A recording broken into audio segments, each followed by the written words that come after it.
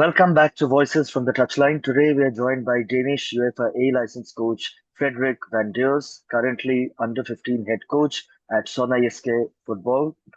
Frederik has built his career through the Danish system from grassroots clubs to AC Horsens, if I've got my pronunciation right, and now Sønderjyske, where he's known for his focus on developing young players with the intelligence and resilience to thrive in transition-heavy football. Alongside his coaching, he has completed the DBU Football Analytics course, equipped him with a modern data-driven approach to match analysis and player development. In this episode, we'll dive into the art of transition play, how to balance attacking momentum with defensive solidity, the role of rest defense in youth football, and the cognitive and tactical qualities that allow players to adapt under pressure. Frederik, welcome to the show. Thank you so much. So where are you joining us from? I'm joining you from Haderslev, a city in Denmark, the southern Denmark. So yeah, near the Perfect. German border. Yeah. Great, interesting. So we're going to have a lot of tactical talk today, and I'm looking forward to it. So let's get cracking then. So how do the demands of transition play differ between elite and lower ranked clubs, and how should this influence coaching methodology? And like the difference between the elite clubs and the lower ranked clubs are especially the time you have with the players and the time you have on the pitch, so both on and off the pitch, the time you have with the players, and that does a lot to the, how can you say, the detail that you can talk or train with the players to the transition part. And the structure in the elite clubs are also more, how can you say it? It's more structured, so it would be of a cyclist in the like individual, how can you say that, principles. Yeah. So now talking about rest defense, because somehow, I mean, the jargon is being used a lot in the coaching fraternity these days. So in what ways can rest defense be integrated into youth development without compromising creative attacking instincts? What we are talking about the rest defense, it's something that's important to keep like the momentum and the pressure on the opponent's half. So scanning is, for me, very important for the individual at the players level to like scan what's the next situation that can be on the pitch, and how do the like often the central defenders, how do they have to get in position, maybe some of the fullbacks or the defensive midfielders,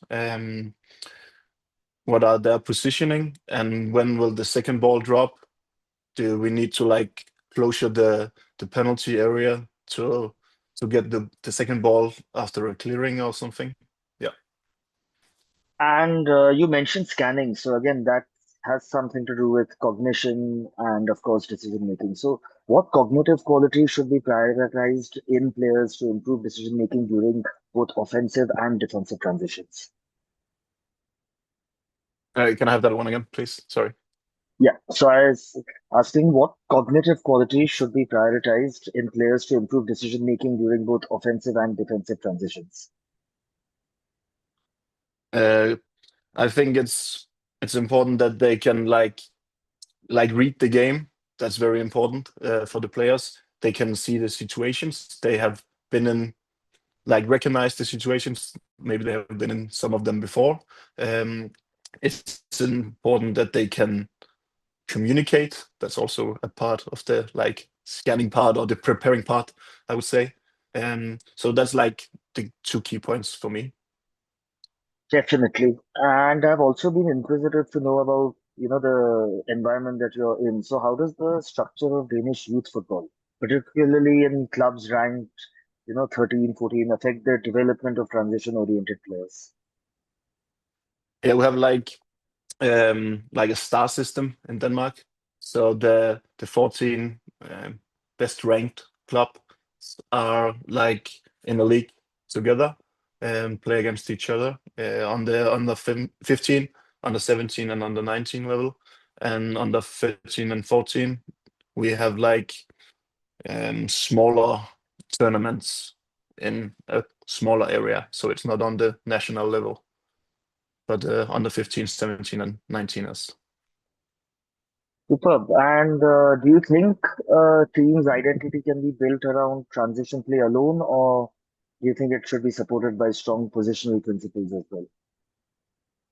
I don't think it's can like be alone on the pitch. I think it has to be like a part of the game, a part of the like team identity. And it's for me, it's also important to like both the defensive and the offensive transition is combined.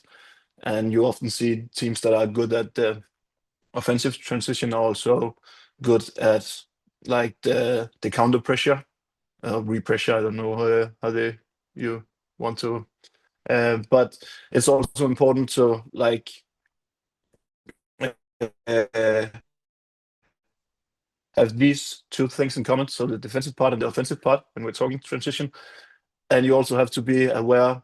Do you have to like run the transition? Do you have to like keep the ball and go back to the build-up phase, or in the defensive transition, is it like counter pressing, or should we just hold back and defend in the blocks?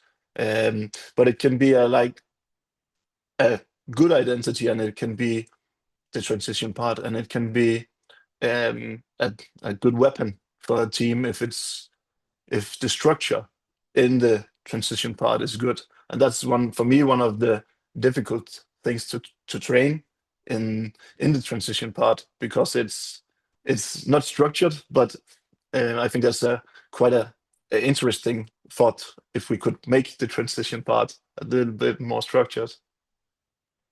For sure. What are the key indicators that a team has successfully implemented rest attack strategies during the attacking phase? Um, the the success is like we have to create some good situations for the attackers. For me, I think it's important that you some moving players run by each other, moving past, overtaking. That's a thing for me that's important in the transition part. And if you have to, or if you want a good transition, the rest attack is important. And the winger, for me, I would use the winger for the preparation to the transition, and therefore the rest attack. So that position, um, often it would be the opposite winger,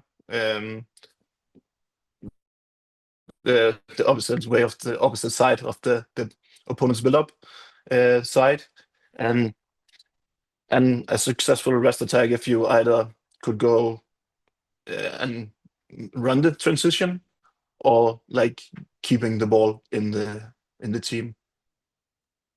Well, I am glad that we're having this conversation because for a lot of coaches, there's a lot of new tactical ideas that are going to come out from basically what you're saying. So glad about it. Now, video and data analytics is becoming a very, very significant part of football and coaching per se. So how can video and data analytics, such as those covered in maybe your course that you did, the DBU Football Analytics 1 and 2, how can it be used to quantify the effectiveness of transition strategies? Yeah, in the day life, we use it to watch individual video with the players. It can be on the transition part. For example, I watched with one of the attackers in this week. Actually, we saw some videos about his rest attack positioning, and also he has to be aware of when we are like regaining possession, when are we winning the ball, and he has to like very fast see that, um, and recognize the situation. That's that maybe we can win the position now, and he has to prepare the run deep. That's for us like the first movement, or what can we say? That's the deep run behind the opposition's defenders, and then we use the data more in like the defensive transition to see how fast can we regain possession in the counter pressure, and we are not using it like every transition we have. We are not looking on the expected goals or anything like that, but more in like the defensive way with our time to regain possession again. Right. So just to go a bit more in detail in this, can you just tell us what your DBU Football Analytics course was about, what the experience was like, what was covered? Um, we were starting with some like traditional watching some videos and talking about what is like an analytics job. And it's a lot of time off the pitch. It's a lot of tagging. It's a lot of video. That's for me not like my my main focus. I like to be on the pitch and be involved with the players. But I think for me it was like a good course to learn some systems in cutting video and how do you prepare a presentation, and yeah, just make myself better on that part. And just for me it's important just to like to have like small percents that we can push on all the time, and therefore develop the players even better. Right. No, I'm a big fan, I'd say, of coach education, and that's why I was inquisitive about it. So again, coming to again our topic for today, transition, continuing with it. So what are the most common transitional vulnerabilities seen in youth teams, and how can coaches structure training to reduce them? Yeah. uh, the vulnerabilities for me is like late recognition of the turnover, so do you have like a slow recovery, um, and a weak rest defense structure is also a very vulnerability for me, because when the players hasn't scanned the pitch, or the rest defense isn't like in a good position, you're very vulnerable. They can the opponent can like turn in their decisions and have run against your goal, and that's like one of the parts in the defensive transition that we are looking.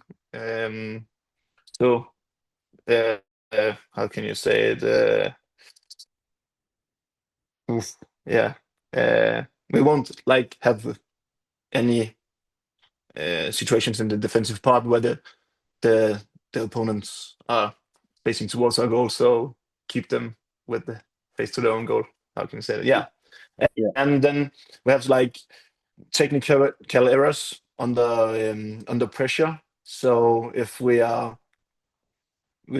just recover the ball, we have to have a certain amount of technical, um, like technical.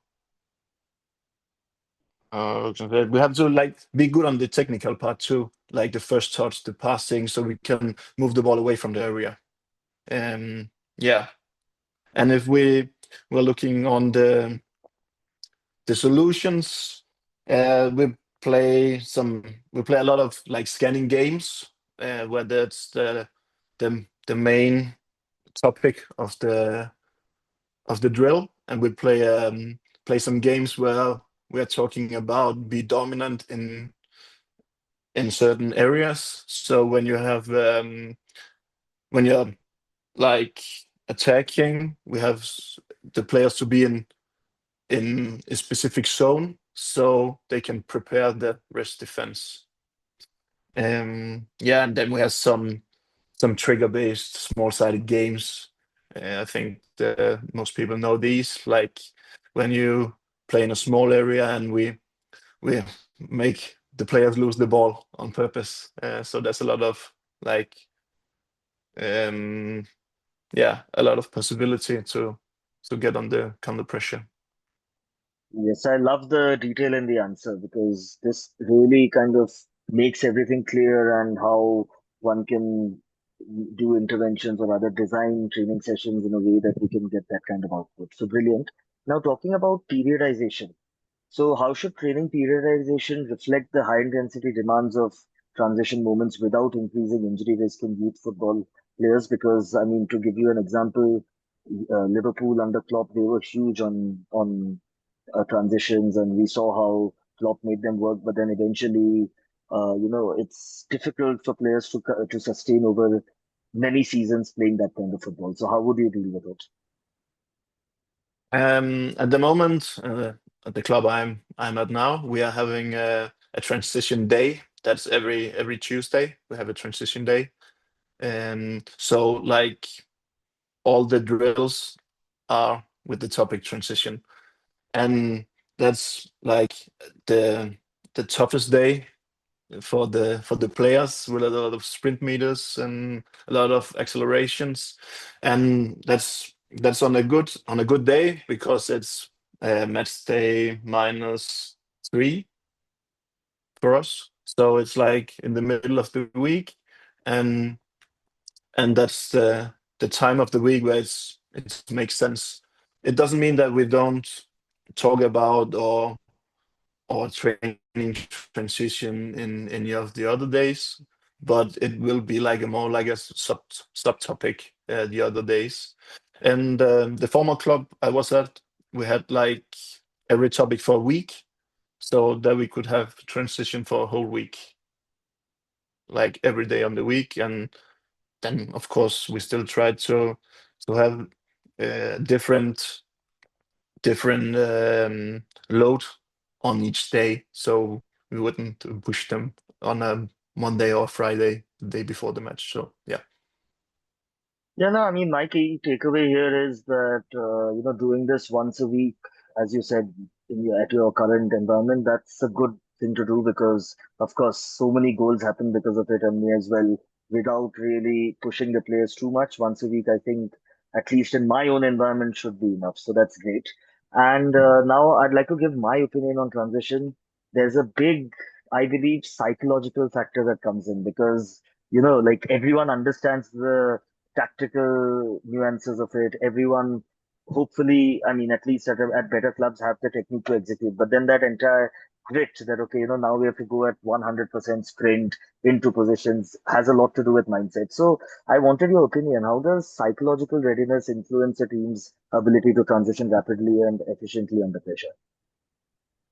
Yeah, you need to have like an offensive mindset. So every time you see a possibility to win the ball, they the players need to run. They need to run towards the opponent goals, to the opponent's goal, um, and the players need to also take the how can I say it, the tough runs. So the runs that won't necessarily get them the ball, but will open up some other spaces for the other players in the transition part. So that's difficult to learn players to take like the tough runs without getting the ball. But the more and more times the players see these situations, and sometimes they also themselves end up in those situations, and they can see, okay, maybe it makes sense if I take this run, I can open up for one of my teammates and open up the space for him, and then I can get the ball maybe later on in the transition. Usually we play early on the sides in the transition part, and therefore if you are on the opposite side, you'll get like frustrated because you don't get the ball in the first part of the transition.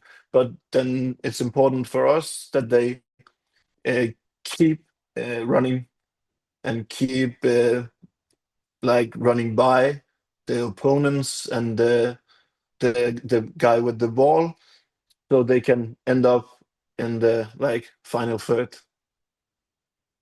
I like how you have spoken about a lot of things to do with teamwork and triggers over here. So communication also, I believe, would be playing a significant part. What role does communication play in organizing rest defense, particularly in teams where individual tactical maturity may still be developing? So, like a lot of Yeah, grassroots or youth teams. yeah. Um, for me, it's important that that the players are communicating short and they are doing it like how can you say before it happened. That's the difficult part for the players. Um, and and then also you can do it like nonverbal with your hands or your body, and that's like for me the the most important. So cover or drop or two. Do you need one to push up or do you need one to get in behind or yeah? And like the hand signals if you want to call down one of your teammates. I usually use the sentence you need to have a string in some of the defensive midfielders sometimes. That's like for me a good picture on on something. Yeah, for the center backs to see. Um, and we also sometimes we have sessions where we have some of the center backs not playing the exact drill, like for a minute or two, and then his role is to communicate to the players in front of him, and he's the only one that can communicate. And we have our mental coach, our performance coach, on the pitch and talking to the players that are communicating to the rest. So that's for me also an important like an important thing to learn just to speak and to communicate and we know not all players have like the big voices. Some players have small voices and especially under 15 they are on different like parts in their life and some of them doesn't like to communicate and for other it's no problem. So we have to do it sometimes in their tempo, and we have to push that and push them out of the comfort zone, but not too much. And that's uh that's a tough balance to do every day. But yeah, Yes, but from so with the level of coaching that you guys do, I'm sure the non-verbal communication part, which is what you have covered mainly, I'm sure that kind of gets the objective out. So I don't think you struggle immensely. So now moving into again something more to do with your environment particularly. I'm going to avoid naming both the clubs because I don't want to get the pronunciation wrong. But from your yeah. experience at both, and please if you could pronounce them, how has your understanding of transition football evolved in practical football coaching environments? Um, like when I started at AC Horsens, it was a lot on transition, and the club itself at that moment was a lot on transition, and it was an important phase for the club, and it still is. And we were talking with the players to always play the first pass forward, forward, forward, and it's the same almost when I started as at SønderjyskeFodbold. Um, but we are moving more in the direction of like um, l- passing possession a little bit more, um, but still not um, like moving the transition part out of the club, out of the DNA because it's still important, and especially on the 13 under 14 football in Denmark is a lot of transitions. So under 15 is also a very difficult age group because they have been on the transition mindset in like 2, 3, maybe 4 years, and then you have to prepare them for the senior football, and uh, and that's a tough one because their mindset is that we have to do every time we get the ball, we have to score a goal, and we have to to change that mindset. And maybe sometimes it's a good idea, and other times maybe you have to keep possession and play away from the area. Yeah. Um, yeah. Also in the first club, AC Horsens, when were out in the feeder clubs, grassroots clubs, our main topic to train in sessions out there was also like transition drills. So it was a very big part of the club identity back then. Interesting, super interesting. And we have spoken so much about transitions now. For any coaches who might want to, have a reference point or watch some videos of certain teams in your view, which are the best transition teams in world football right now? Oh, oof. Right now is that's a lot of teams right now, and some of the teams are more and more positioning right now. I liked very much the Real Madrid team with Di Maria, Ronaldo, Benzema, and later on Vinicius Junior, because somebody would say that Vinicius was lazy because he was always on the rest attack and in the opposite part of the pitch, opposite side of the pitch from where the opponent had the possession. And if you see some of the clips from back then, every time they covered the ball, they they switched side to Vinny, and then he had the one-on-one at the side. And with the pace and with the overtaking from the rest of the players, they did some very very good transition goals back then and created a lot of chances on that part. And when I was at my former club, I don't think necessarily you can do it on the senior level, but in youth level we had like our two attackers on the two, yeah, they were at the middle of the pitch and almost never defending, but they had so much pace, so much speed, and they were very good at the one versus one offensive part. So at that moment, we made a lot of goals and created a lot of chances.